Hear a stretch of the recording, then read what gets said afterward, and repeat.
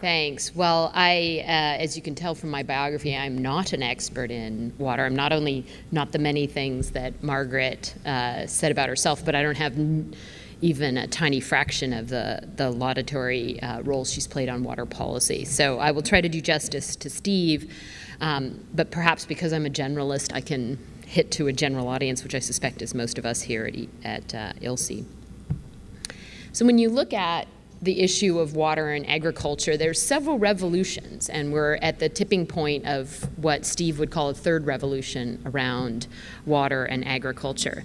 The first was really the widespread adoption of irrigation, moving from rain-fed systems to irrigated systems that started at the Green Revolution and has continued and still has enormous opportunity to continue today, and that's shown here on this graph. This is just a graph of U.S. irrigated acres, but if you looked internationally, it would look very similar. Starting in the U.S. a little bit earlier than the Green Revolution in the 1930s, but continuing up until about 2000, where it has largely remained stable in the United States. There's good reasons why irrigation has been so critical to agriculture, and I'll get into those. But what's really interesting in the United States is the shift in where those irrigated acres are. Even today, but even more so historically, they were in the western United States, the areas where it is dry for much of the year and where the total amount of precipitation is much lower. And so irrigation, where I come from in California, has been synonymous with agriculture. There's very little rain-fed agriculture in most of the western U.S. But what's notable is those western acres shown in the blue dots in this graph are declining in recent years, mostly because of recurrent drought, as well as increased competition for water resources from the environment sector. There are very stringent laws in much of the western states with respect to release of water flows for endangered species, such as salmon, as well as competition from cities. So in the western U.S., we see a slight decline in acres, and those acres are increasing in the mid and eastern part of our country. And I'll show that in a graph as to what's driving that. So it's very interesting to see what was traditionally been rain-fed corn and soybeans and wheat systems in the middle part of our country are shifting to irrigated agriculture as well. Oops, sorry, I think I went too far on that. There we go. I have two sets of slides I have to move since I didn't prepare this time. So this explains a little bit of why we're starting to see increased acres in the heart of the corn and soybean belt in the United States, which is really the largest footprint of agriculture. Again, this graph shows you the evapotranspiration across the United States. Evapotranspiration reflects how much water is being taken up by plants and then emitted to the environment. So it tells you something about the water stress or the water needs of in those systems. And for obvious reasons, you can see where it is high, where you see the yellow and red colors, is where you have higher temperatures and 6 months out of the year or more where it doesn't rain. So you see that across the Central Valley of California, as well as the Imperial Valley and in Arizona, where much of vegetable production takes place. But what's really notable about this graph is that blue side of the country, where the evapotranspiration isn't very high. But even in that part of the country, the average yields, or the average yields that are achieved, are about 50% of the potential yield for many of those acres without irrigation. Whereas when you add irrigation, you can get to 80% of the potential yield. So even in that part of the country, you get yield gain by the introduction of irrigation. And that reflects short-term drought that's experienced by those crops when the rain doesn't come as predicted, even though over the whole course of the year, it's not so bad.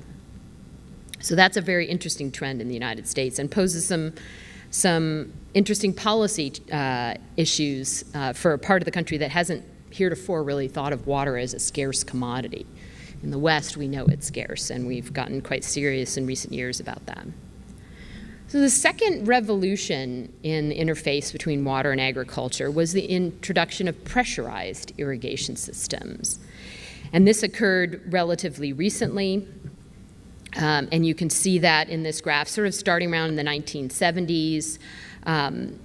So moving from gravity-fed irrigation systems, which might be furrow irrigation, is a good example of gravity-fed irrigation systems, to ones that are things like drip irrigation, center pivot irrigation, where the water is actually pressurized. And that has the impact of providing a more uniform amount of water across the field.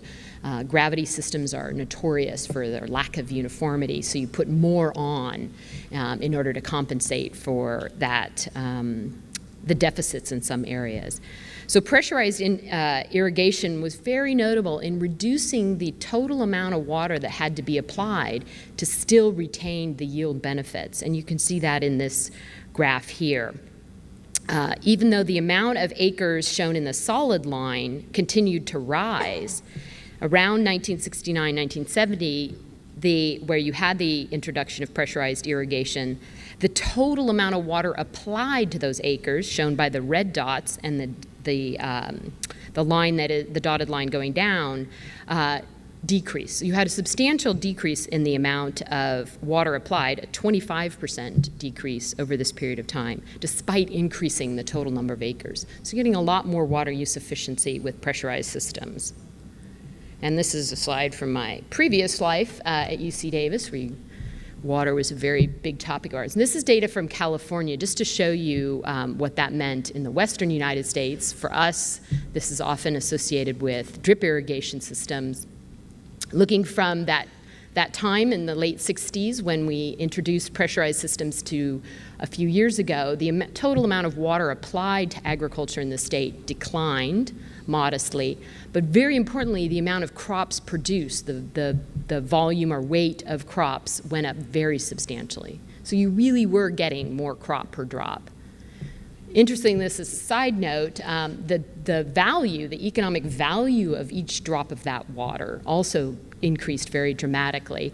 And that actually had less to do with irrigation and market-based systems, but rather actually markets. That California has shifted from growing things like wheat and other low-value cotton to very high-value crops that we're known for today. A lot of grapes, almonds, other tree crops that are very high value. So very high value return on investment for that water, which has been part of what has kept agriculture on the policy agenda in the state. Okay. So again, the advent of pressurized irrigation systems has greatly increased the efficiency of water use in agriculture. We saw some data from California, and it also shows up at the national level. This is a chart from the Economic Research Service that shows that the total amount of water withdrawn for the agricultural sector compared to other sectors, which are covered in this graph, has actually declined over the last 30 years. And you can see that in the arrow and the line. The orange bars are irrigation, and that's comparing it to the power sector, public supply, livestock, and other uses of water. So again, even though the amount of acres have largely held steady in the United States, if you aggregate up to the declining acres in the West and the increasing acres in the Midwest, the total amount of acres has stayed the same, but the total amount of water withdrawn, again, has declined due to increased efficiency of use of that water. So now we come to the tipping point of the third revolution in water, which pressurized irrigation allowed us to go from a very heterogeneous use of water, a very inefficient system that irrigation started with, to a more uniform delivery of water across the field, to now a more precise, really trying to get to supplying water to the specific needs of the plant and where that particular plant sits within the field, rather than assuming all plants in the field need the same amount of water. And here is where technology is really going to play a driving role. So just to hit home why precision. Uniformity is good. We got a 25% increase in efficiency by being more uniform, but where precision can take us to the next level of efficiency is reflected by the fact that even in any one crop field or agricultural field, the situation is not uniform. Plants aren't experiencing the same amount of water stress.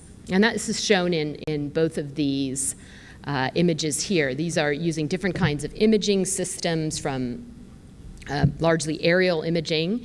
On the right is actually a vineyard that UC Davis owns in Napa Valley.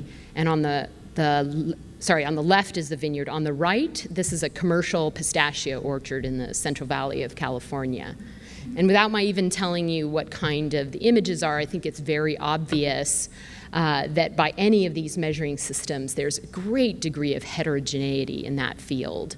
And these are large fields. These are not small plots. And so being able to start thinking about and delivering the more precise amount of water to that portion of the field where not only you will address deficiencies, but most importantly, in the long run, you want to apply the precise amount of water where you can get a return on investment. Because of the variability of soil types and inclination across an individual field, it's not always a good idea to put more to try to get the yield up everywhere, because there are places on that field where the soil types will not allow you to return on that investment. You could put more water, but you're not going to necessarily get a better yield. So you really want to look at a number of factors that will help you define that precision. And that's where technology is really enabling this. These are some examples of the kinds of technological revolutions that we've all seen in our personal life and that allow half of us to be checking our phones on a regular basis. Everything from GPS systems that allow you to more precisely map different components of the field, to the miniaturizing of computers. The fact that we can have our computer in our pocket is very important in a field-based system, to the Internet of Things. The idea of having wireless connected devices in a farm field that are low cost, that have to have low power requirements because there's not a lot of power generation in the rural areas here. They also have to be very rigorously able to sustain the elements, those devices, and that you could create a distributed sensor system in a field. You could have multiple sensors that are wirelessly connected to a gateway to be getting information that allows you to understand that heterogeneity or that lack of uniformity. Pairing that up with then cloud-based computing means you can take a lot of different points of data and run it through algorithms or models in the cloud and very quickly get learnings from that data through that analytics. For those who are engineering these types of devices in the public and private sector, the fact that there's open source hardware and software that makes this more of opens up the marketplace for entrepreneurs, and that's been very important in this sector in particular. So I used to say in California we were connecting Silicon Valley to the Central Valley, but I will just say that we're now connecting it to the farm because that's all over the world. And so these are the different components where we're seeing both researchers like Steve and others, as well as corporations, new startup companies coming in the area of wireless field and even some plant-based sensors. So not looking at soil moisture sensors, but actually having a sensor on a tree, like a pistachio tree, that allows you to detect the water stress on that particular tree. To use of remote sensing, this is everything from satellite imaging to plane or aerial imaging to drone imaging. The use of data analytics, this is a very important part. You can collect a lot of big data, but if you can't process that data really quickly and use it to inform irrigation scheduling, and make it something that a farmer can understand, all the data in the world doesn't get you anything. So data analytics is really important. And ultimately, you want all that information to be able to control the irrigation system. You don't want to say, okay, it's time to drive out and turn on the pump, but you actually want your center pivot or your drip irrigation system to be able to control how much water is delivered across the system with as much variability as that analytics tells you need it. So not just turn on the pump at the one source for irrigation, but in fact be able to distribute those controls more precisely. And ultimately, this is all adds up into an integrated decision support tool that helps the farmer take all that information and know what to do with it in terms of action. So this comes from Steve's work. This is work that he's been doing to look at how to use precise irrigation scheduling using all those different things that I just talked about in a center pivot system for corn in Texas. So here he's using crop canopy temperatures, so not just air temperatures writ large, not looking at a weather report to figure out what the temperature is, but actually measuring temperature in the field right at the top of the corn crop, which is very important for understanding how much water that plant's using. And so he takes those temperatures, and together with soil moisture sensors and algorithms that he's developed, next slide, he can come up with the crop water stress index, and that's shown on the left. And so you can see, again, you can see the variability without my having to spell it out. The field is not uniformly under water stress.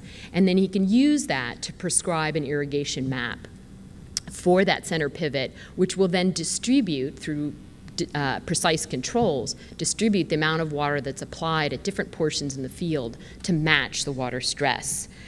And in so doing, he's able to show that corn yields using this approach were 18% higher than average in that region of the US. This is another example using aerial imaging. This is a commercial company series which does business not just in California but in the United States. That's that pistachio orchard that we saw earlier. And you can see using an infrared camera that's mounted on the bottom of an airplane and using different frequencies, they can detect everything from water stress to the overall vigor of the plants in that field to chlorophyll content, which is an indicator of nitrogen uptake in the plants. And so together this can be used to decide, for example, on water stress. You don't need to irrigate as much in that far left portion of the field. You want to put less water there and perhaps more in the yellow section. With respect to fertilizer, you can also use that last panel to differentiate how much nitrogen fertilizer you're applying in that orchard. So when you put it all together and think about the evolution of technology innovation, the advent of these new generation of sensors will help us move from a farmer consulting a weather report to being able to know specifically how does the weather play out across, how is it variable across his own or her own field, to measuring soil moisture in different areas in the field, to eventually perhaps even measuring crop water stress more specifically. So a great degree of precision that we see coming through with low-cost networked sensor systems across fields. Again, data and controls allow us to move from uniformity to reflect the variability and be more precise in how we apply water inputs, and overall will help us continue to move forward on increasing the amount of water use efficiency for irrigation. Thank you.